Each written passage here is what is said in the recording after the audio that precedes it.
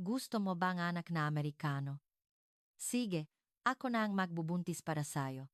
Ang nakakagulat na mga salitang iyon na umalingaw-ngaw sa mama pasilyo ng isang prestihiyosong unibersidad sa Amerika ang naging simulangang lahat. Isang insulto na binitiwan ng isang magandang propesor na may buhok na kulay ginto patungo sa isang Pilipinong janitor. Sa sandaling iyon, hindi niya namalayan kung gaano kalaking pagkakamali ang kanyang nagawa. Makalipas ang ilang sandali, sa isang lecture hall kung saan umalingaw-ngaw ang putok ng baril, tatlong armadong lalaki ang nakahandusay sa sahig. Nanginginig ang boses na nagtanong si Emily, "Sino ka ba talaga? Janitor ka lang ba?" Ang nakakagulat na pagkatao na nakatago sa likod ng isang lalaking Pilipino na inaakala niyang isang hamak na tagapaglinis lamang. Sino nga ba siya, at paano nangyari ang lahat ng ito? Kung interesado ka sa kwento ngayon na nangunguna sa YouTube, mangyaring pindutin ang subscribe button. Ay comment din ninyo kung saan kayo nanonood. Alas 4 ng umaga. Balot pa rin sa dilim ang campus ng Harvard University. Hila-hila ni Miguel Reyes ang kanyang cleaning cart patungo sa gusali ng Physics Department. Sa edad na 27, iba siya sa ibang nga Pilipinong estudyante. Sa halip na student ID, isang staff ID ang nakasabit sa kanyang leg. Ang kanyang uniforme bilang tagapaglinis ay malinis at plansado, walang bahit ngang anumang gusot. Mix, aga natin ah. Bati ni Kuya Ben, ang security guard, habang kumakawe. Ngumiti si Miguel at tumango. Kailangan po, Kuya Ben, sagot niya sa Ingles na may halatang puntong Pilipino. Ang kanyang Ingles ay hindi perpekto, ngunit ang kanyang sinseridad ay higit pa sa sapat. Mula alas 4 ngang umaga hanggang alas 6 ng gabi, araw-araw, hindi siya kailanman nahuli. Habang naglalakad sa pasilyo ng Physics Department, tinitigan ni Miguel ang mga larawan ng mga nagwagi ng Nobel Prize sa physics na nakasabit sa dingding. Einstein, Bohr, Heisenberg. Ang mapinakamatalinong isipan sa mundo ay minsan ding naglakad sa pasilyong ito. Ngunit ngayon, isang hamak na janitor na tulad niya ang naglalakad dito. Napangiti siya ng mapait at sinimulan ang pagmumop.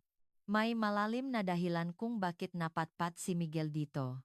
Sa Pilipinas, bumaksak ang maliit na negosyong kanyang ama, na nagiwan sa kanilang ngang utang na mahigit 5 milyong piso. Upang mailigtas ang kanyang pamilya, pinili niyang mangibang bansa. Nakakuha siyang trabahong ito sa pamamagitan ng isang rekomendasyon matapos niyang lisanin ang serbisyo sa militar, ngunit walang sinuman ang nakakaalam ng kanyang tunay na nakaraan. Sa Harvard, siya ay isang Pilipinong janitor lamang na hirap mag-Ingles. Pagsapit ng alas 7 umaga, nagsimula ng magdatingan ang mga estudyante. Tahimik na nakpatuloy si Miguel sa paglilinis sa isang sulok ng pasilyo. Ang ilan sa madumadaan ay nagbubulungan habang nakatingin sa kanya, ngunit karamihan ay hindi man lang napapansin ang kanyang presensya. Para siyang isang multo. "Oh, look! It's that Filipino guy again." Natihilan si Miguel nang marinig ang boses mula sa dulo ng pasilyo. Si Professor Emily Walker, kasama ang ilang kasamahang propesor, ay papalapit. Sa edad na 28, siya ang pinakabatang propesor sa kasaysayan ng Harvard. Isang henyo, at isa sa pinakamagagandang babae sa campus. Ang kanyang mahabang buhok na kulay ginto ay parang sutla, at ang kanyang nga asul na mata ay naglalaman ng malamig na talino. Nagmula si Emily sa isang mayamang pamilya, lahat ng gusto niya ay nakukuha niya. Ang kanyang ama ay miyembro ang Board of Trustees ng Harvard. At ang kanyang ina ay isang kilalang socialite. Siya mismo ay isang henyo, nakakuha ngang kanyang PhD sa edad na 25. Ngunit ang perpektong buhay na ito ang nagbigay sa kanyang kayabangan, lalo na sa mataong sa tingin niya ay mas mababa sa kanya. Nakakawa talaga ang malalaking galing sa Pilipinas, no? Umalingaw-ngaw ang boses ni Emily sa pasilyo. Ang lilit na nga nila, hindi pa kagwapuhan, at halos hindi makapagsalita ngang matinong Ingles. Hindi ko maintindihan kung bakit pa sila nag-aanak gamit ang ganyang magenes. Nakapagtataka talaga. Isang kasamahan, si Professor Michael, ay natawa ng alanganin. Emily, hindi ba't medyo prangka ka naman masyado? Ngunit hindi ito pinansin ni Emily. Sa halip, lalo pa siyang natuwa. Sinasabi ko lang naman ang totoo. Anong masama doon? Ang Pilipinas mismo ay isang atrasadong bansa, hindi ba? Isang third world country kung saan kanin at adobo lang ang kinakain nila buong araw? Ano ang magagawang nga lalaking galing doon dito sa Amerika? Bagay lang sa kanila ang maging tagalinis. Hinikpitan ni Miguel ang hawak sa mop. Lumitaw ang mga ugat sa kanyang kamay, ngunit hindi nagbago ang kanyang ekspresyon. Yumuko siya at nagpatuloy sa paglilinis. Sa loop niya, kumukulo ang galit. Lalo pang tumawa si Emily nang makita ang reaksyon ni Miguel. Tingnan ninyo. Ni hindi man lang makatingin sa atin. Ganyan lahat ng lalaking Pilipino. Walang self-esteem, mahina ang loop. Kaya sila minamaliit ng mababae. Sinubukan ulit siyang pigilan ni Michael, ngunit hindi siya nagpaawat, nakapagtataka talaga.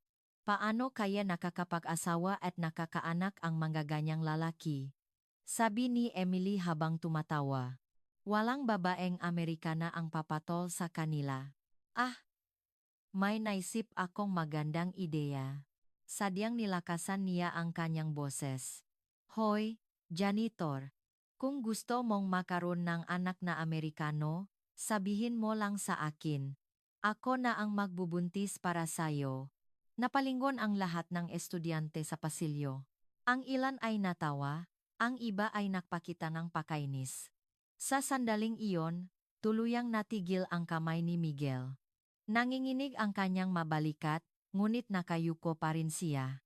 Sa kaibuturan ng kanyang isipan, bumalik ang maalaala niya noong siya ay nasa serbisyo pa isang scout ranger. Ang malamig na tingin habang nakatitik sa kawe. Ang kahinahunan sa mga sandaling ang buhay at kamatayan. Ngunit ngayon, isa lamang siyang Pilipinong janitor na baon sa utang, lalo pang natuwa si Emily. Nahihiya yata siya. Pero totoo naman, di ba? Sabi niya sa mga kasamahan. Ang nga lalaking Pilipino, walang dating. Pandak, walang muscles. Kung matalino man lang sana, pero hindi rin naman. Emily, tama na yan. Sabi ni Michael, pinagpapawisan na. Bakit? Hindi naman niya naiintindihan ang Ingles, di ba? Sigurado akong Tagalog lang ang alam niyan. Hindi pa rin tumitingin si Miguel, ngunit bawat salita ay malinaw na naririnig niya. Mas marami siyang naintindihan kaysa sa inaakala ni Emily. Pinipili niya lang na huwag makriyak. Nakapagtataka talaga, patuloy ni Emily. Paano kaya nabubuhay ang maganyang lalaki sa Pilipinas? Posible bang gusto sila ngang mababaeng Pilipina? O naktitiis na lang sila? Ilang estudyante ang natawa. Mas lalo itong nagbigay ngang kumpiyansa kay Emily.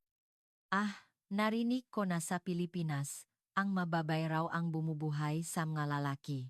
Kaya pala nabubuhay ang mga walang kwentang lalaking tulad niya. Unti-unting kumuyom ang mga kamao ni Miguel. Bumalik ang lahat ng sakit na naramdaman niya mula nang lisanin ang Pilipinas, ang pagsasakripisyo para sa kanyang pamilya. Ngunit hindi pa rin siya kumilos. Nilunok niya ang galit, tiniis ang kahihiyan, at nagpatuloy sa kanyang trabaho. Ang weird talaga ng Pilipinas, huling hirit ni Emily. Ang mga lalaki, walang silbi, tapos ang mga babay ang kailangang sumalo sa responsibilidad.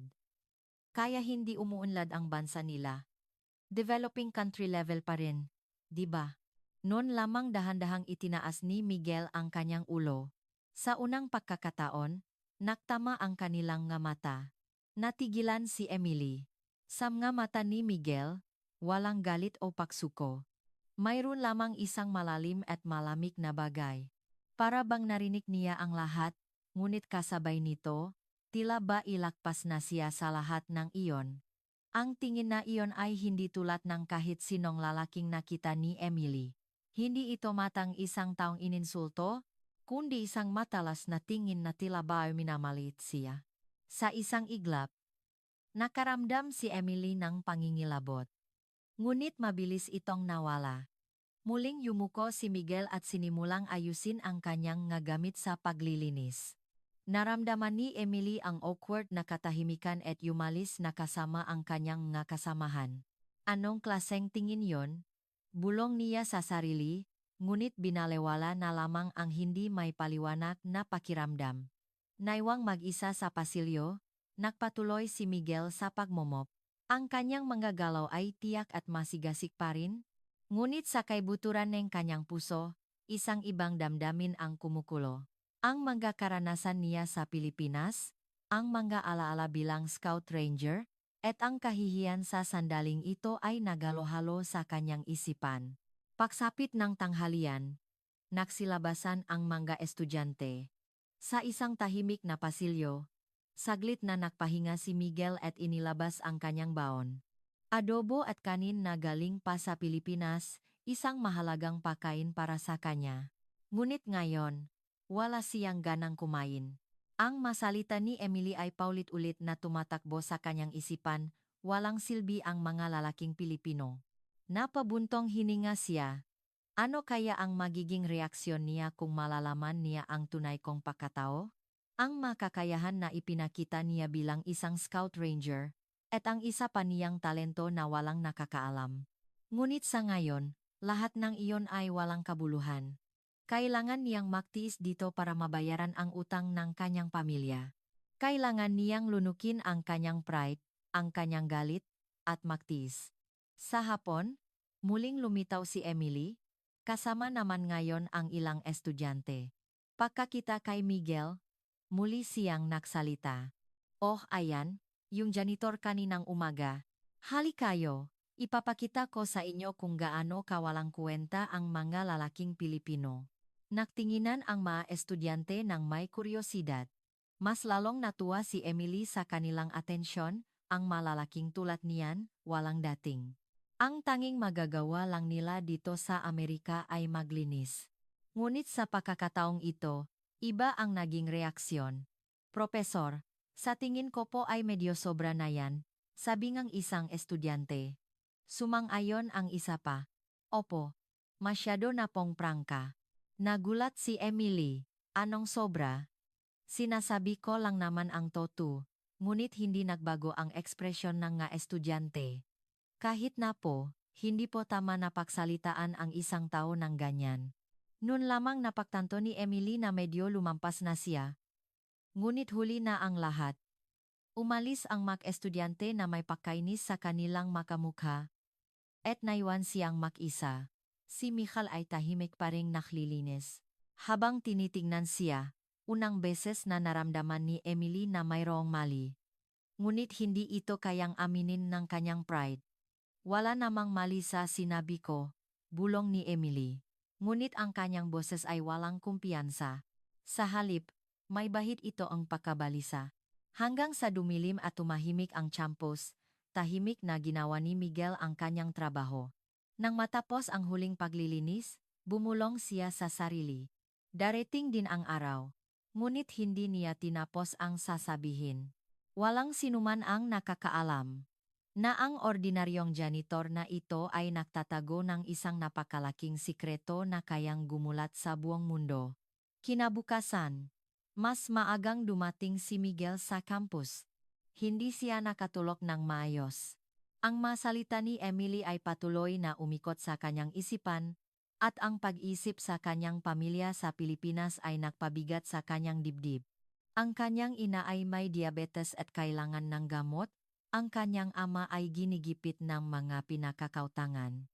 Ang perang ipinapadala niya buwan-buwan ang tanging pag-asa nila. Kailangan kong magtiis ngayon, bulong ni Miguel habang inaayos ang kanyang magamit. Ngunit pagpasok niya sa gusalingang physics, nakaramdam siya ng kakaibang kapaligiran. Nakukumpulan ang mga estudyante sa pasilyo at nagbubulungan habang nakatingin sa kanya. Siya yung ininsulto ni Professor Emily kahapon. Kawawa naman siya. Sobra naman si Professor. Narinig ni Miguel ang kanilang usapan. Kumalat na pala ang nangyari kahapon. Ngunit ang kanilang mga tingin ng awa ay mas lalong nagpahirap sa kanyang kalooban. Yumuko siya at nagmamadaling naglakad. Sa duloge pasilyo, narinig niya ang pamilyar na boses. Si Emily, kausap ang ibang propesor. Sinisi ako ngang estudyante kahapon, sabi ni Emily na may halong inis. Ano ba ang mali sa ginawa ko? Sinabi ko lang naman ang totoo. Napabuntong hininga si Professor James. Emily, kahit na, hindi tama na sabihin yun sa harap ngang tao. Ngunit hindi pa rin nagsisisi si Emily. Hindi mo kasi alam, James, sabi niya nang may pang-inis. Kung gaano kaatrasado ang Pilipinas. Ano ba ang magagawa ngang lalaking tulad niya dito sa Amerika? Maglinis, magugas plato sa restaurant. Nainis si James, ngunit hindi tumigil si Emily. Nakapagtataka talaga. Mas matalino siguro ang magababay kaysa sa malalaki sa Pilipinas. Kaya siguro nila kayang buhayin ang mga walang kwentang lalaking tulad niya. Hinikpitan ni Miguel ang hawa sa mop. Namuti ang nga bukong kanyang daliri. Ngunit wala pa rin siyang sinabi. Naramdaman na lang niya ang pag-init ng kanyang dibdib. Alam ni Emily na malapit lang si Miguel, ngunit nagpatuloy pa rin siya. Naalala ko pala yung inalok ko sa janitor kahapon, sabi niya habang tumatawa. Sabi ko, ako na ang magbubuntis para magkaanak siya nga Amerikano. Kung mangyayari yun, ang swerte naman ng bata. Ano ibig mong sabihin, Emily? Gulat na tanong ni James. Totoo naman, di ba? Sabi ni Emily na lalong natutuwa. Mas maganda na makaroon ng inang Amerikana kaysa amang Pilipino. At least, matututo si Yaenehe tamang Ingles. Sa sandaling iyong, natikilan si Michelle.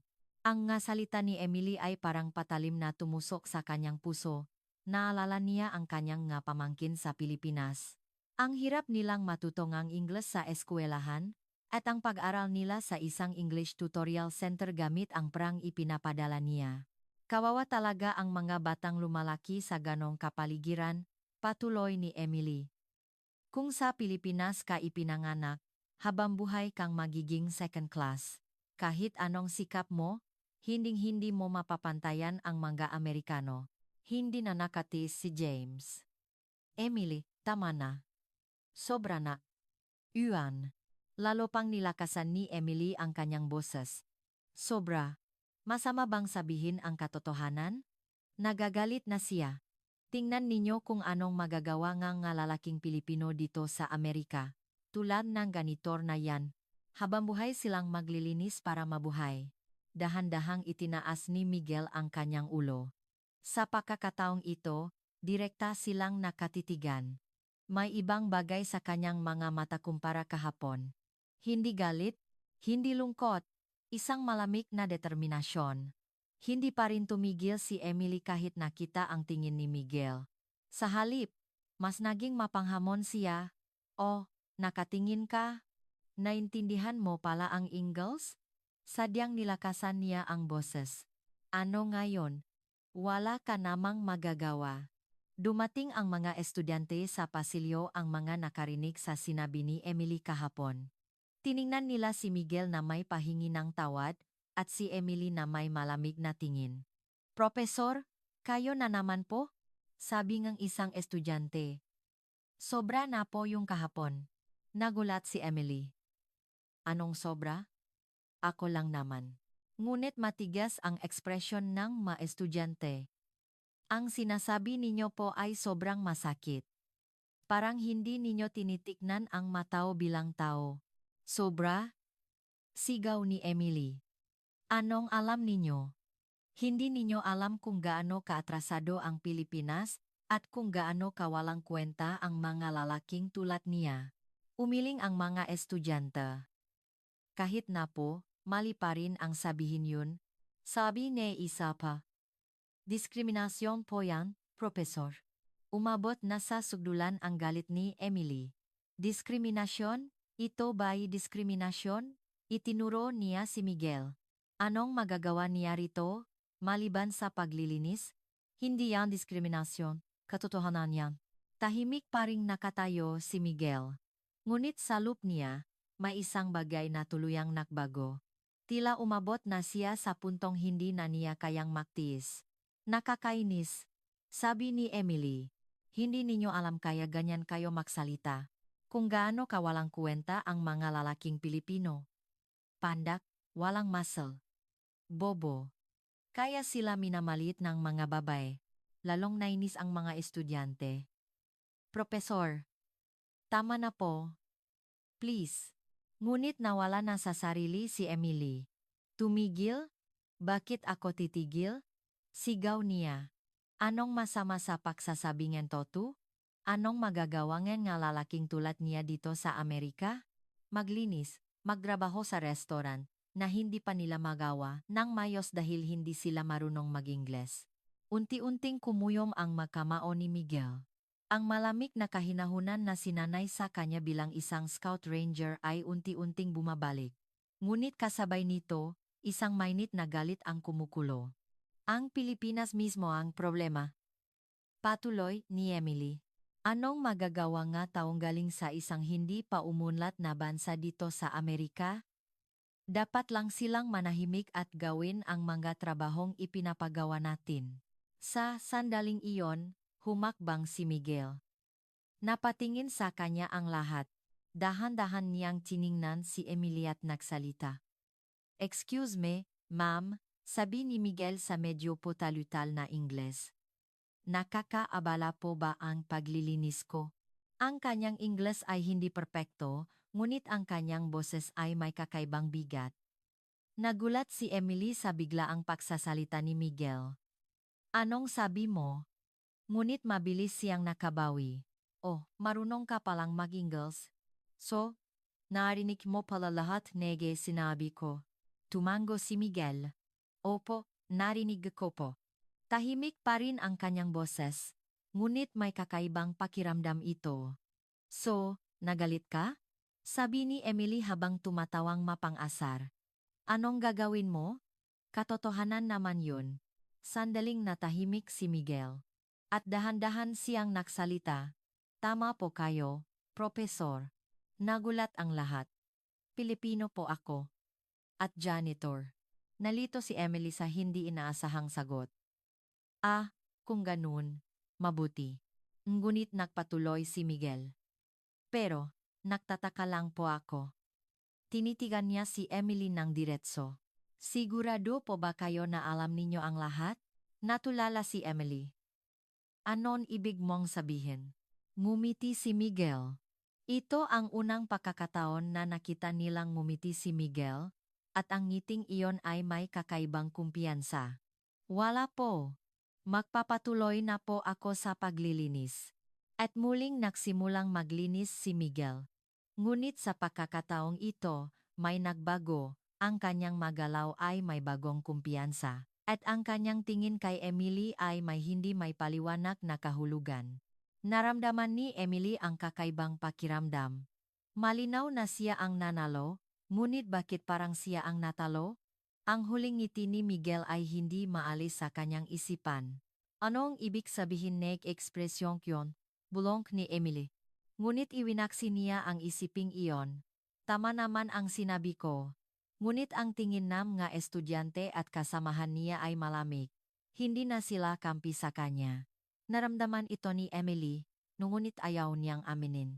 Buong garaw, nagitrabayo si Miguel tulad ni Gach. Ngunit may nagbago. Ang kanyang mga mata ay may bagong determinasyon, at ang kanyang paglakad ay may kumpiyansang wala dati. Nang dumilim at tumahimik ang campus, naiwan si Miguel para sa huling paglilinis. Huminto siya sa harap ng bulletin board ng Physics Department. Nakapaskil doon ang isang math problem na inilagay ni Emily ilang araw na ang nakalipas. Tinitigan ito ni Miguel at tahimik na ngumiti. Mukhang oras na para magsimula, ngunit walang sinuman ang nakakaalam na ang tahimik na Pilipinong janitor na ito ay naghahanda na para tuluyang baliktarin ang mundo ni Emily. Lumipas ang ilang araw, ngunit hindi nagbago ang ugali ni Emily. Sa katunayan, lalo pa itong lumala. Nang punahin siya nga estudyante at kasamahan, mas naging agresibo siya na para bang sinusubukang patunayan na tama siya. Hindi ko talaga maintindihan, sabi ni Emily sa kanyang klase. Bakit ako sinisising lahat? Mali ba ang sinabi ko? Ano ba ang magagawa ng mga taong galing sa isang atrasadong bansa tulad ng Pilipinas dito sa Amerika? Nainis ang mga estudyante, ngunit nagpatuloy si Emily. Tanggapin ninyo ang katotohanan. Ang mataong tulad nila ay nasa ibang antas. Kahit anong sikap nila, hinding-hindi nila mararating ang level natin. Pagkatapos ang klase, lumabas si Emily sa pasilyo. Ngunit may kakaiba. Karaniwan, si Miguel ay naglilinis sa oras na iyon, ngunit wala siya. Saan kaya siya nagpunta? Nakita niya ang mga estudyante na nakukumpulan sa harap ng bulletin board. Anong meron doon? Lumapit si Emily. Nakita niyang tinitingnan nila ang math problem na ipinaskil niya. Profesor, sabi ang isang estudyante. May nakakagulat na nangyari. Ano yun? Tanong ni Emily. Yung problema po na ipinaskil ninyo. May nakasagot. Sabi nga estudyante. Na halatang tuwang-tuwa. At sa isang paraan na hindi pa namin nakikita. Hindi makapaniwala si Emily. Impossible. Kahit ang mga graduate students dito ay hindi masagutan yan.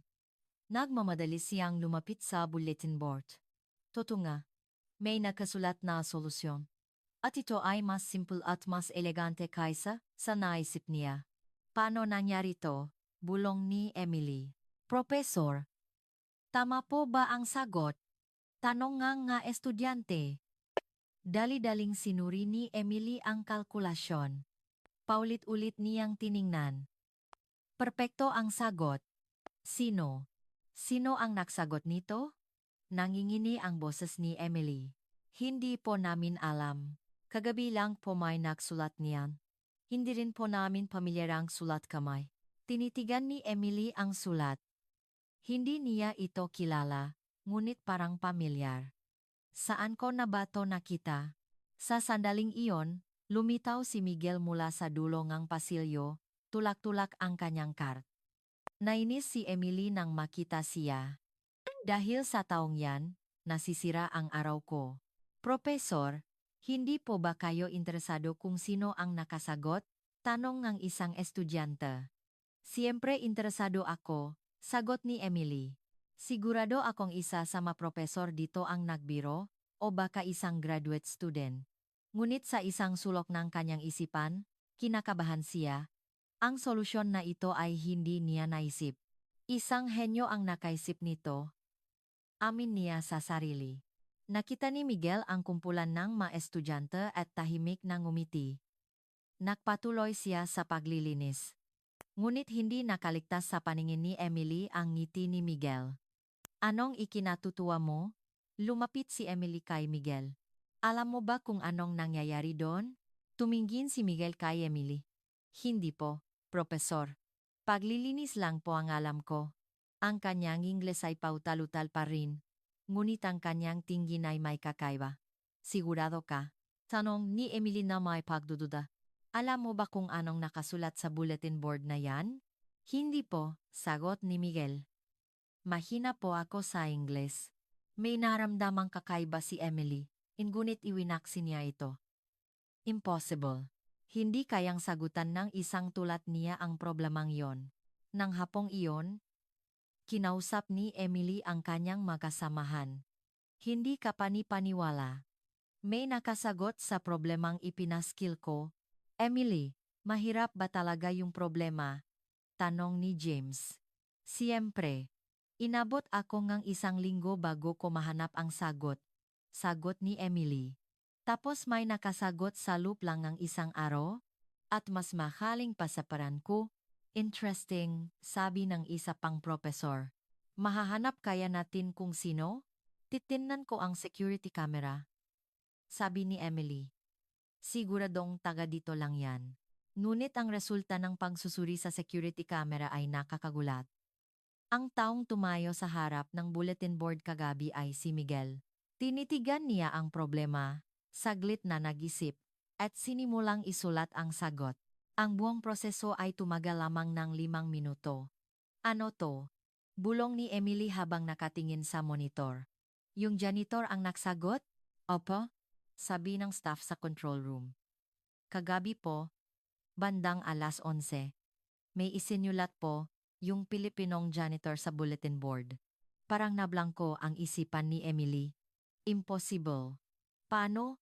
Ngunit malinaw ang ebidensya. Si Miguel ang nagsagot. Baka po may tumulong sa kanya. Sabi ngang staff. O baka hinanap niya sa internet. Umiling si Emily. Hindi. Walang ganyang sagot sa internet. Ako mismo ang gumawa ng problemang yan.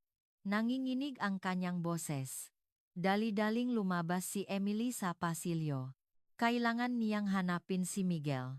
Nakita niya si Miguel na tahimik na naglilinis, na para bang walang nangyari. Hoy! Tawag ni Emily kay Miguel. Tumingin si Miguel. Opo, Profesor. Anong ginawa mo kagabi? Tanong ni Emily. Kagabi po. Kunwaring nakaisip si Michal. Naglilinis po. Naglilinis lang. Lumakas ang boses ni Emily. Hindi ka ba pumunta sa bulletin board? Nag-isip si Miguel. Sa bulletin board po. Opo, pumunta po ako para maglinis. At may isinulat ka. Di ba? Nagkunwaring nalito si Miguel. Nagsulat po? Mahina po, ako sa Ingles. Huwag kang magsinungaling. Sigaw ni Emily. Nakita ka sa security camera. Napalingon ang lahat ng estudyante. Napilitang sumagot si Miguel. Pasensya na po. Nagdoodle lang po ako. Nagdoodle? Hindi makapaniwalang sabi ni Emily. Tawag mo doodle. Doodle? Isang problema na hindi masagutan kahit namga profesor sa Harvard. Sinagutan mo bilang doodle? Yumuko si Miguel. Pasensya na po. Hindi ko po alam na importante yung problema. Lalong nalito si Emily. Hindi mo talaga alam. Hindi mo alam kung ano yung problema? Opo. Mukha lang pong interesting, mahinang sagot ni Miguel. Interesting.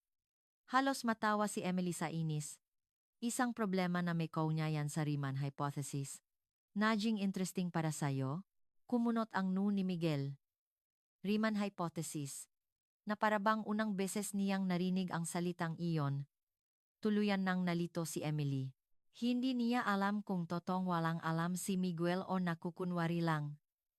Sino ka ba talaga? Nakatungo pa rin si Miguel. Janitor lang po ako, Profesor. Ngunit hindi na naniniwala si Emily. Paanong masasagutan ng isang janitor ang ganoong problema? Sa loob ng 5 minuto? Impossible. Bulong ni Emily. Ang kanyang pananaw sa mundo ay nagsimulang gumuho. Lahat ng pinaniniwalaan niya ay naging questionable. May nagawa po ba akong masama? Tanong ni Miguel. Hindi makasagot si Emily. Hindi masama ang ginawa niya, sobrang galing. Ngunit hindi niya iyon kayang aminin. Hindi, mahinang sabi ni Emily. Nagulat lang ako. Tumango si Miguel at muling naglinis. Ngunit ngayon, iba na ang tingin ni Emily sa kanya. Ordinaryong janitor nga ba talaga ang taong to? Nang gabing iyon, hindi makatulog si Emily. Ang imahe ni Miguel ay hindi maalis sa kanyang isipan. Ang kanyang pautal-utal na Ingles, ang kanyang tahimik na kilos, at ang kanyang nakakagulat na galing sa matematika. Lahat ay hindi makatukma. Sino ba talaga ang taong yon? Bulong ni Emily. Sa unang pagkakataon, ang kanyang prejudice laban sa mga Pilipino ay nagsimulang mayani. Kinabukasan, napabuntong hininga si Emily habang nakatingin sa salamin. May maitim na bilog sa ilalim ng kanyang mamata dahil sa hindi pakatulog. Ang nangyari kahapon ay paulit-ulit na tumatakbo sa kanyang isipan. Isang ordinaryong Pilipinong janitor na sinagutan sa loob ng 5 minuto ang isang problemang inabot niya ng 1 linggo. Siguradong may paliwanag to, bulong ni Emily. Baka may tumulong sa kanya? O kinopya niya sa kung saan. Ngunit sa isang bahagi ng kanyang isip, alam niyang hindi iyon totoo. Ang kilos ni Miguel sa security camera ay napakanatural. Habang papunta sa Harvard, gulong-gulo pa rin ang isip ni Emily. Lahat ng pinaniniwalaan niya ay naging questionable. Ang pag-isip na ang mga Pilipino ay walang kakayahan at atrasado ay nagsimulang gumuho. Pagpasok sa gusali ng physics, dumiretso si Emily sa bulletin board. Nandun pa rin ang sagot ni Miguel. Muli niyang sinuri, at perpekto pa rin ito. Mas simple at mas elegante kaysa sa sarili niyang solusyon, nakakamangha talaga, amin niya sa sarili. Ngunit agad siyang umiling. Hindi. Siguradong may tumulong sa kanya. Imposibleng magawa niya to mag-isa. Sa sandaling iyon, isang pamilyar na figura ang lumitaw sa dulo ng pasilyo. Si Miguel, hila-hila ang kanyang chart. Naramdaman ni Emily ang pagbilis ng tibok ng kanyang puso. Dahil sa nangyari kahapon, tuluyan nang nagbago ang tingin niya kay Miguel. Huminto si Miguel nang makita si Emily, nak-alala na baka galit pa rin ito.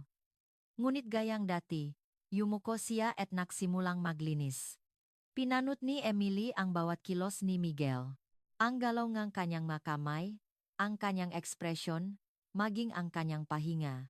Umaasa siyang makakahanap ng kahit anong bakas ng kanyang nakakagulat na kakayahan. Kakaiba talaga, isip ni Emily. Mukha siyang ordinaryong janitor, pero paano niya nasagutan yon? Ilang estudyante ang lumapit. Kumalat na ang balita tungkol sa nangyari sa bulletin board. Profesor, totoo po bang yung janitor ang nakasagot ng problema? Tanong ng isang estudyante. Nag-alinlangan si Emily. Ayaw niyang aminin, ngunit malinaw ang ebidense. Mukhang ganun nga, mahina niyang sagot. Wow! Ang galing! Sabing isa pa. Ilang araw na po naming pinag-isipan yun, pero hindi namin masagutan. Nainis si Emily sa reaksyon ng mga estudyante. Matapos niyang maliitin ang mga Pilipino, ngayon ay hinahangaan nila ang isang Pilipino. Hindi pa naman sigurado. Baka may tumulong lang sa kanya. Pero sa security camera po, mag-isa lang siya, sabi ng isang estudyante. Nakapagtataka talaga. Mukha siyang ordinaryong tao. Ayaw nang makinig ni Emily. Tama na. Bumalik na kayo at mahanda para sa klase. Inis niyang pinaalis ang nga estudyante. Ngunit kahit umalis na sila, hindi pa rin mapakali si Emily. Patuloy niyang tinitingnan si Miguel. Tahimik pa rin siyang naglilinis. Ngunit ngayon, bawat kilos niya ay may ibang kahulugan. Baka nakukunwari lang siyang hindi marunong. Nagsimulang magduda si Emily. Baka sinasadya niyang makunwaring hindi marunong mag-Ingles at magpanggap na janitor? Nang hapon na iyon, nilapitan ni Emily si Miguel. Hindi na niya kayang magtimpi. Kailangan niyang malaman ang katotohanan. Hoy, tawag ni Emily. Tumingin si Miguel. Opo, Profesor. Gusto kong mag-usap tayo tungkol sa nangyari kahapon, sabi ni Emily. Totoo bang ikaw lang mag-isa ang nagsagot ng problema? Nag-alinlangan si Miguel. Opo, ako lang po. Paano? May pagmamakaawa sa boses ni Emily. Napaka-komplikado ng problemang yon. Paano mo nasagutan ng ganun kabilis? Hindi alam ni Miguel kung paano sasagutin. Natuwa lang po ako kaya sinubukan kong pag-isipan. Natuwa. Hindi makapaniwalang sabi ni Emily. Isang komplikadong math problem, naging masaya para sayo? Tumango si Miguel. Opo. Nag-aral po ako ng kaunti sa Pilipinas. Anong inaral mo? Matematika po. Ng kaunti, sagot ni Miguel. Naramdaman ni Emily na may itinatago si Miguel. Janitor ka lang ba talaga? Wala ka bang ibang naging trabaho? Nagulat si Miguel. Janitor po ako. Ngunit may ibang nakita si Emily sa kanyang nga mata. Hindi ito mata ng isang ordinaryong janitor. Mayroon itong malalim na talino at karanasan. Kakaiba ka talaga, bulong ni Emily. Mukha kang ordinaryo, pero parang may itinatago ka. Hindi nagsalita si Miguel. Yumuko na lang siya. Ngunit ang kanyang katahimikan ay lalo pang nakpaalap sa kuryosidad ni Emily. Nag-aral ka ba sa kolehiyo sa Pilipinas? Tanong ni Emily. Kaunti po, mahinang sagot ni Miguel. Saang unibersidad? Nagalilanggan si Miguel. Sa isang maliit na unibersidad langgi po. Naramdaman ni Emily na may itinatago talaga siya. Bakit ka pumunta dito sa Amerika? Para po sa pamilya ko. Malungkot na sagot ni Miguel. Para sa pamilya mo? Opo. Para kumita ng pera. Naramdaman ni Emily ang isang komplikadong emosyon. Inakala niyang isa siyang walang kwentang Pilipino, ngunit sa katotohanan, isa siyang taong nagsasakripisyo para sa kanyang pamilya.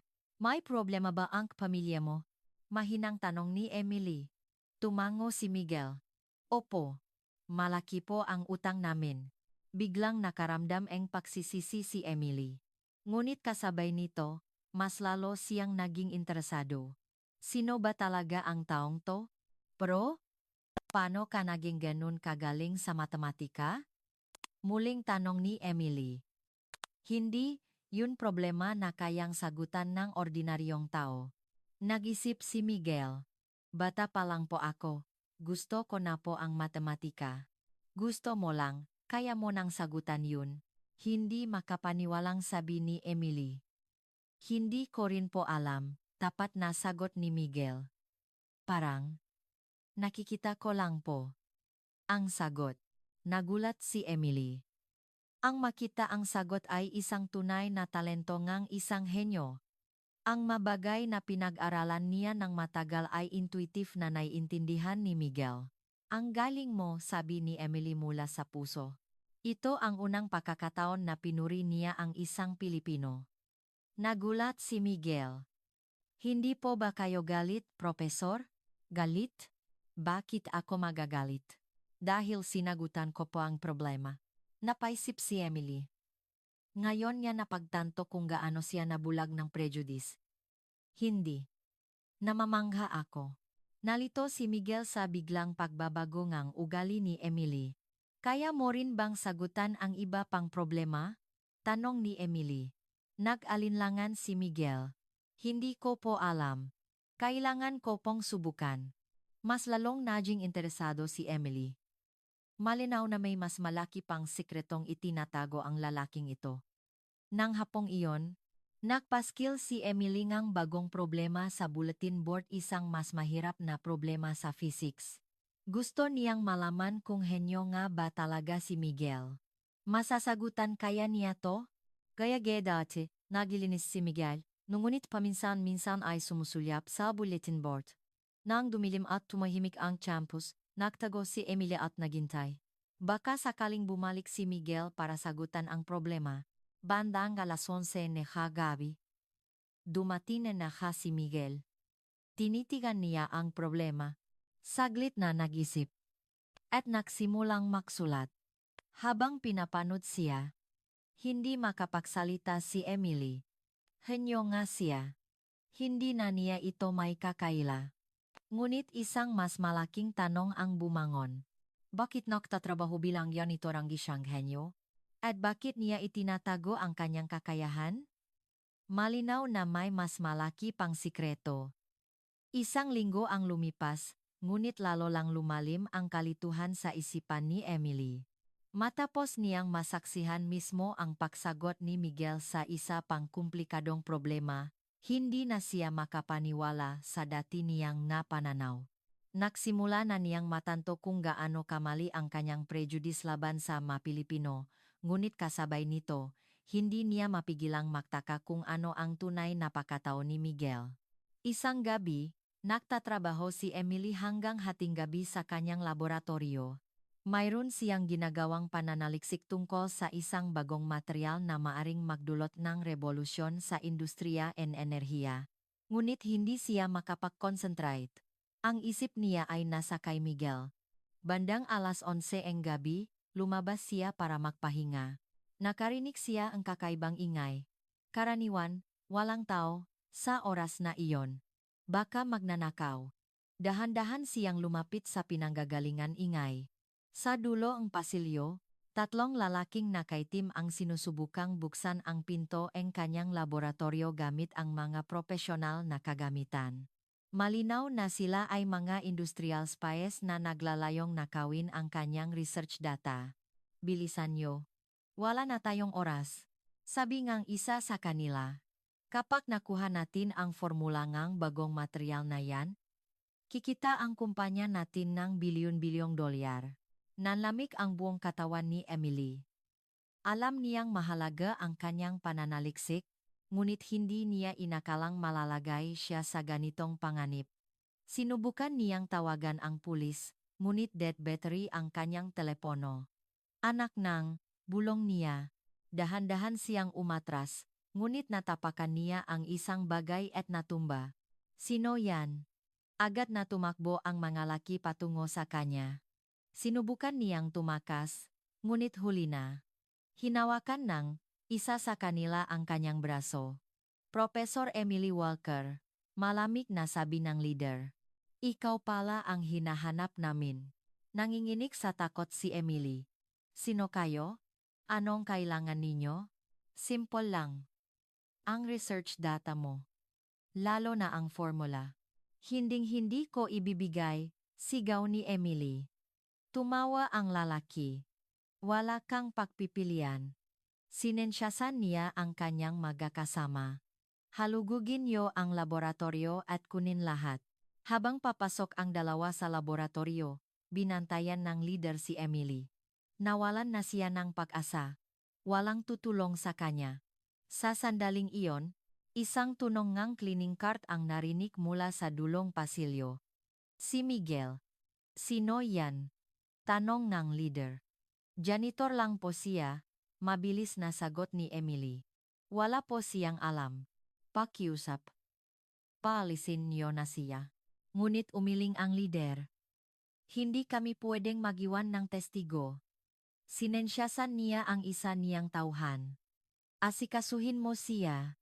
Lumapit ang tauhan kay Miguel, bitbit ang isang baril. Pasensya na, tol. Nasa maling lugar ka sa maling oras. Huwag. Wala siyang kasalanan. Siga ni Emily. Itinaas ni Miguel ang dalawang kamay. Ang kanyang ekspresyon ay kalmado pa rin, ngunit ang kanyang nga mata ay may kakaibang lami, na parabang kontrolado niya ang sitwasyon. No English, nanginginig kunwari ang boses niya. Janitor. I see nothing. Ngumisi ang tauhan at akmang kakalabitin ang gatilyo. Sa isang iglap, kumilos si Miguel na parang kidlat. Bago pa man makapag-react ang lalaki, hinawakan at pinihit ni Miguel ang kanyang pulso. Isang malutong na tunok ang narinig kasabay ng pagbagsak ng baril. Isang mabilis na siko salig at nawalang ng malay ang lalaki. Lahat ay nangyari sa loob lamang ng 3 segundo. Gulat na gulat ang leader at ang isa pang tauhan. Ano to? Hindi na nanginginig si Miguel. Ang kanyang mamata ay malamig at matalas, tulad ng isang sanay na sundalo. Dahan-dahan siyang tumayo. Sino kayo? Ang kanyang boses ay nagbago, hindi na pautalutal, kundi matatas at may autoridad. Nagulat ang leader, ngunit mabilis na kinuha ang kanyang baril. Hindi na mahalaga. Papatayin ka rin namin. Ngunit bago pa niya makalabitin ang gatilyo, ibinato ni Miguel ang isang bote ng cleaning spray. Tumama ito sa mukha ng leader. Sa sandaling pagpikit nito, sinugod na siya ni Miguel. Isang perpektong tackle ang nagpabaksak sa leader, at mabilis niyang pinilipit ang braso nito sa likod. Ang huling tauhan ay lumabas mula sa laboratorio at nagulat sa nakita. Kinuha niya ang kanyang baril, ngunit ginawa ng panangga ni Miguel ang leader. Sige. Iputok mo. Malamig na sabi ni Miguel. Kung kaya mong tamaan ang boss mo. Nag-alinlangan ang lalaki. Sa sandaling iyon, sinipa ni Miguel ang isang kahon ng gamit panlinis, napatid ang lalaki, at mabilis siyang sinugot at pinasuko. Sa loob lamang ng 15 segundo, 3 armadong lalaki ang nakahandusay sa sahig. Kalmadong tinalyan ni Miguel ang kanilang mga kamay gamit ang mga kabol. Ang kanyang mga galaw ay perpekto at sanay. Tulala si Emily habang pinapanot ang lahat. Ang janitor na minamaliit niya ay nagpasuko sa mga profesional na hitman. Profesor, okay lang po kayo? Tanong ni Miguel, bumalik na sa pagiging mahinahon ang boses. Hindi makasagot si Emily. Sino ka ba talaga? Nag-alinlangan si Miguel. Alam niyang hindi na niya may tatago. Hindi po ako ordinaryong janitor. Kung ganun, ano? Nanginginig ang boses ni Emily.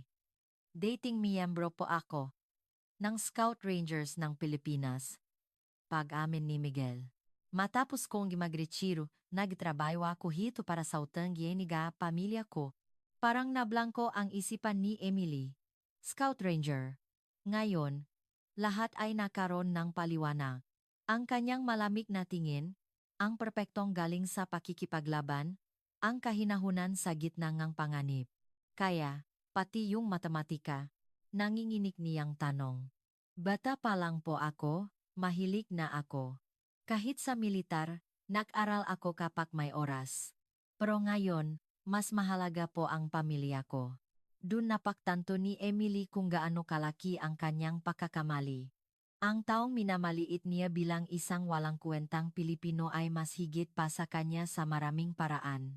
Patawarin mo ako, mahinang sabi ni Emily. Para saan po? Sa lahat ng sinabi ko, sabi ni Emily, may namumuang luha sa kanyang nga mata, patawarin mo ako. Naging isang hangal ako. Naramdaman ni Miguel ang sinseridad sa kanyang pahingingang tawad. Sa halip na galit, nakaramdam siyang ang ginhawa. Sa wakas, naipakita na niya ang kanyang tunay na sarili. Sa sandaling iyon, dumating ang makulis, na tinawagan na pala ni Miguel kanina pa. Habang nakatingin kay Miguel, nag-isip si Emily.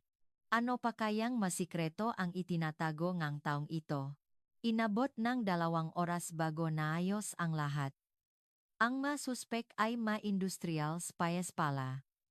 Namangha ang ma-investigador sa galing ni Miguel. Nang tanungin, sinabi lang niyang nag-serve lang po ako sa military sa Pilipinas. Ngunit alam ni Emily ang mas malalim na kahulugan nito. Pagkaalis ng nga pulis, naupo sila sa isang bench sa campus. 3:00 ng umaga. Maraming salamat, sabi ni Emily. Kung wala ka, ako. Nanginginig ang kanyang boses. Umiling si Miguel. Ginawa ko lang po ang tama. Tinitigan ni Emily ang profile ni Miguel. Ang taong minamaliit niya ilang oras lang ang nakalipas ay iba na sa kanyang paningin. O baka, ang kanyang mamata ang nagbago. Patawarin mo talaga ako. Muling sabi ni Emily. Ang lahat ng sinabi ko sa'yo, hindi katanggap-tanggap. Okay lang po. Sagot ni Miguel. Naintindihan ko naman. Mukha naman po talaga akong ordinaryong janitor. Ngunit lalo lang siyang nakonsensya. Hindi. Walang dahilan para sabihin ko yun. Naging mayabang ako. Scout Ranger po. Special Forces. Pagpapatuloy ni Miguel. Counter-terrorism. Hostage rescue. Yun po ang mga ginagawa namin. Ngayon, lubos nang naintindihan ni Emily. Para kay Miguel, ang nangyari kanina ay parang ordinaryong araw lang. Pero bakit ka pumunta sa Amerika? Okay lang po, ngumichi si Miguel. Bumagsak po ang ginegosyo ni Papa, kaya nagakautang kami ng 5 milyon, kaya langgang kong kumita pera, at limitado lang ang oportunidad sa Pilipinas. Naramdaman ni Emily ang paninikip na kayang dibdib. Ang taong nagsasakripisyo para sa pamilya ay siya pang inalipusta niya. Kahit sa ganyang sitwasyon, nag-aaral ka. Parinene matematika. Tumango si Miguel. Opo. Kapag may oras po sa gabi, nagbabasa ako sa library. Humanga si Emily. Sa kabilang lahat ng paghihirap, hindi niya binitawan ang kanyang passion. Ang galing mo, sabi ni Emily mula sa puso. Ako. Lahat ng gusto ko, nakukuha ko. Pero hindi ako nagsikap na tulad mo. Umiling si Miguel. Magaling din po kayo, Profesor. Sa murang edad, Profesor na kayo sa Harvard. Pero inakala kong normal lang yun, mapait na sagot ni Emily. Madali ang lahat para sa akin dahil sa pamilya ko. Naramdaman ni Miguel ang pagbabago sa kanya. Wala na ang dating kayabangan. Ano na pong plano ninyo ngayon? Tanong ni Emily. Magpapatuloy ka pa rin ba bilang janitor? Nag-isip si Miguel. Hanggat hindi ko po nababayaran ang utang ng pamilya ko, kailangan ko pong magtrabaho. Nang hinayang si Emily. Sayang ang isang henyo na nag-aaksaya ng oras sa paglilinis. Kung nag-alangang sabi ni Emily. Puwede mo ba akong tulungan sa research ko? Nagulat si Miguel. Makakatulong po ba ang isang tulad ko? Siyempre, sabi ni Emily. Nakita ko ang galing mo sa matematika. Isang problemang inabot sa akin ng isang linggo. Sinagutan mo sa loob ng 5 minuto. Natukso si Miguel. Ito ang pangarap niya. Ngunit, wala po akong formal na degree dito. Hindi yan mahalaga, sabi ni Emily. Ang kakayahan ang importante. At isa pa, utang ko sayo ang buhay ko. Nag-alinlangan si Miguel. Pag-isipan mo, sabi ni Emily. Hindi naman kailangang magmadali. Nagsimula nang sumikat ang araw. Umuwi na po kayo at magpahinga, sabi ni Miguel. Nagulat po siguro kayo ng husto. Tumango si Emily.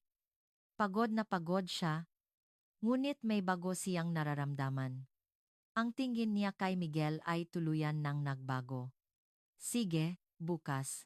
Mamayang hapon, mag-usap tayo ulit, sabi ni Emily. Ipapaliwanag ko ng mas detalyado ang alok ko. Tumango si Miguel. Sige po, Profesor. Miguel, tawag ni Emily. Lumingon siya. Salamat. At patawad.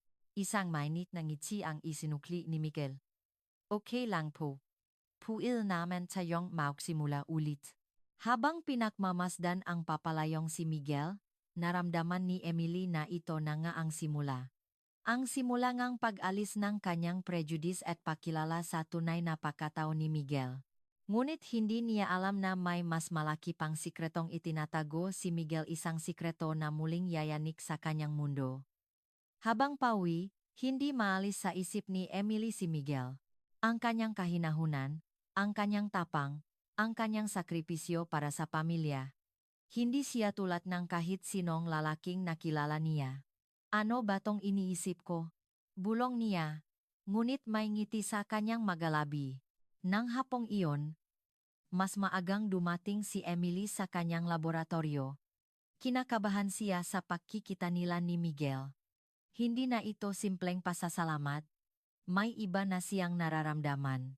Nag-ayos siya ng mas maigi kaysa dati. Ano ba tong ginagawa ko? Bulong niya. Ilang araw lang ang nakalipas, minamaliit niya ang mga Pilipino. Ngayon, kinikilig siya sa isang Pilipino. 3:00 ng hapon, kumatok si Miguel sa pinto. Pasok, sabi ni Emily. Sinusubukang maging natural. Pagpasok ni Miguel, napigil ni Emily ang kanyang gahininga. Hindi na ito naka-uniforme na janitor, kundi nakasuot na malinis na polo at pantalon. Mas lalong lumitaw ang kanyang maayos na mukha at ang matipunong pangangatawan na hinulmangang pagsasanay sa militar. Magandang hapon po, Professor. Bati ni Miguel. Maupo ka, sabi ni Emily. Gusto mo ba ng kape? Huwag na po. Umupo si Miguel. Okay na po ba kayo pagkatapos nangyari kagabi? Nagpasalamat si Emily sa kanyang pag-alala. Oh, salamat sa'yo. Napag-isipan mo na ba ang alok ko? Tumango si Miguel. Nagpapasalamat po ako, pero hindi po ako sigurado kung makakatulong ako. Huwag kang mag-alala, sabi ni Emily. Sayang ang talento mo kung maglilinis ka lang. Naantig, si Miguel. Ngunit, paano po ang sahod?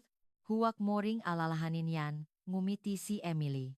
Iha-hire kita bilang research assistant, mas malaki ang sahod. At kakausapin ko si Papa para makakuha kang scholarship. Nagulat si Miguel. Bakit po ninyo ginagawa ang lahat ng ito para sa akin? Dahil karapat-dapat ka, sagot ni Emily. At dahil sobra ang naging kasalanan ko sa'yo. Gusto kong bumawi. Naintindihan ni Miguel. Sige po, sa wakas ay pumayak siya. Pero kapag hindi po ako nakatulong, alis po ako. Hindi mangyayari yan, masayang sabi ni Emily. Mula noon, nagsimulang magtrabaho si Miguel sa laboratorio ni Emily. Sa simula, simpleng kalkulasyon lang ang ginagawa niya, ngunit agad na lumabas ang kanyang galing. Ang makumplikadong formula ay pinapasimpal niya at ang makroblemang ilang araw ng pinag-isipan ni Emily ay nasasagutan niya agad. Ang galing mo talaga, sabi ni Emily. Habang tumatagal, mas nakilala ni Emily si Miguel ang kanyang malalim na pag-isip, tiyaga, at pag-aalala sa iba. Lahat ay naging kaakit-akit sa kanya.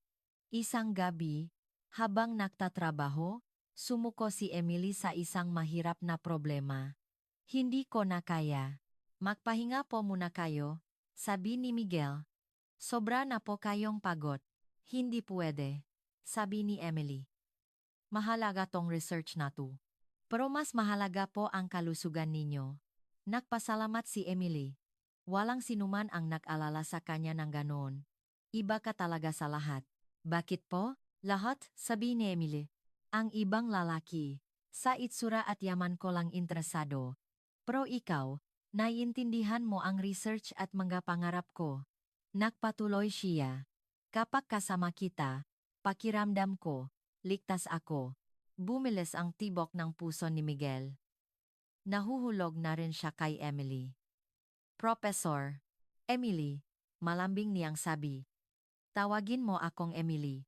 Emily? Oh, sabi ni Emily. Puno ngang pag-asa ang mamata. Maraming gustong sabihin si Miguel. Ngunit hindi niya alam kung paano. Sa sandaling iyon, lumapit si Emily at hinawakan ang kanyang kamay. Masaya ako kapag kasama kita. Naramdaman ni Miguel ang init ng kamay ni Emily. Ngunit natatakot din siya. Puwede ba ito? Emily. Akmang magsasalita si Miguel nang biglang tumunog ang telepono. Nagulat sila at nagiwalay ngang kamay. Sinagot ni Emily ang telepono. Hello? Biglang namutla ang kanyang muha. Ano? Totoo ba yan? Kinabahan si Miguel. Pagkababa ngang telepono, tiningnan ni Emily si Miguel. Miguel, may hindi ka pa ba sinasabi sa akin? Nagulat si Miguel. Ano pong ibig ninyong sabihin? Tumawag ang opisina ng Dean. May resulta na ang investigasyon tungkol sayo. Nag-alalang umamin si Emily. Pinaimbestigahan kita sa papa ko. Kinabahan si Miguel. Nalaman nilang. Ikaw ay nagtapos bilang summa cum laude sa Mathematics at Physics sa University of the Philippines. Naresolba mo ang isang malaking math problem at nakilala sa isang international conference. Humina ang boses ni Emily. Isa pang sikreto ang nabunyak. Hindi lang yan, patuloy ni Emily. Sa serbisyo mo bilang Scout Ranger, nakatanggap ka ng maraming parangal. Pero bakit? May luha na sa kanyang namata. Bakit sinabi mo lang na janitor ka? Napabuntong hininga si Miguel. Pasensya na, Emily. Komplikado kasi. Komplikado? Umiyak na sabi ni Emily. Ininsulto kita, pero sa totoo lang, mas magaling ka pa sa akin. Nasaktan si Miguel na makita siyang umiyak. Hindi totoo yan. Pero inalipusta kita dahil lang Pilipino ka, dahil janitor ka. Lumapit si Miguel at hinawakan ang kanyang balikat. Hindi na mahalaga yun. Nakbago ka na, at nakilala ko na rin ang tunay mong pagkatao. Lalo siyang nayak. Hangal ako. Huwag ka nang umiyak, sabi ni Miguel. Ang importante, ang ngayon. Tumingin si Emily sa kanya. Sa mga mata ni Miguel, walang galit, kundi pagunawa at pagpapatawad. Pinapatawad mo ba ako? Matagal na, ngumiti si Miguel. At sa totoo lang, may gusto rin ako sayo. Nagulat si Emily. Totoo? Oo. Sa simula, nagalit ako, pero habang tumatagal, nakita ko ang tunay mong pagkatao. Matalino, masigasig, at higit sa lahat, tapat. Uminit ang dibdib ni Emily. Ako rin. Mahal kita, Miguel. Naramdaman ni Miguel na parang panaginip ang lahat. Totu? Oh, lahat sayo. Ang talino mo. Ang tapang mo. Ang puso mo para sa iba. Hindi na napigilan ni Miguel. Niyakap niya si Emily ng mahigpit. Mula noon, naging makasintahan sila. Makalipas ang ilang buwan, naging matagumpay ang research ni Emily, salamat sa tulong ni Miguel. Naging research fellow si Miguel sa Harvard. Nabayaran na rin niya ang utang ng kanyang pamilya. Nung Christmas Eve, nagpropose si Miguel. Emily, pakakasalan mo ba ako? Umiiyak na sumagot si Emily. Oo, ang kanilang kasal ay ginanap sa kapilya nga Harvard, kasama ang kanilang mga pamilya mula sa Amerika at Pilipinas. Sa kasal, sinabi ni Emily, nahihiya ako sa dati kong pagkatao. Pero dahil doon, natutunan ko ang tunay na pag-ibig. Salamat, Miguel, sa pagbabago sa akin. Sumagot si Miguel, ikaw din, binago mo ako para maging mas mabuting tao. Mahal kita. Isang taon matapos ang kasal, may sorpresa si Emily. May regalo ako sayo. Isang malit na kaon na may lamang sapatos NG sanggol. Ito. Makaka-baby na tayo, masayang sabi ni Emily. Buntis ako sa anak mo. Niyakap ni Miguel si Emil. Hindi makapagsalita sa sobrang tuwa. Naalala mo ba yung sinabi ko dati? Tanong ni Emily. Gusto mo ba ng anak na Amerikano? Ako na ang magbubuntis para sayo. Napangiti si Miguel. Kalimutan mo na yun. Hindi, sabi ni Emily. Hawa ang kamay niya. Naging Totu. Buntis ako sa anak mo. Pero ngayon, dahil na ito sa pag-ibig, naantik si Miguel. Ang dating insulto ay naging simbolo na ngayon ng kanilang pagmamahalan. Salamat, hinalikan niya si Emily sa no. Salamat at nakilala kita. Ako rin, sabi ni Emily. Ang anak natin, lalaki siya pag-ibig na tulad nito. Lumipas ang mga taon. Si Emily ay naging isang mas mapakumbabang tao. At si Miguel ay naging isang propesor sa Harvard. Ang kanilang anak ay lumaking matalino at mapagmahal. Ang kanilang kwento, na nagsimula sa prejudice, ay naging isang magandang halimbawa ng pag-ibig na kayang lampasan ang lahat.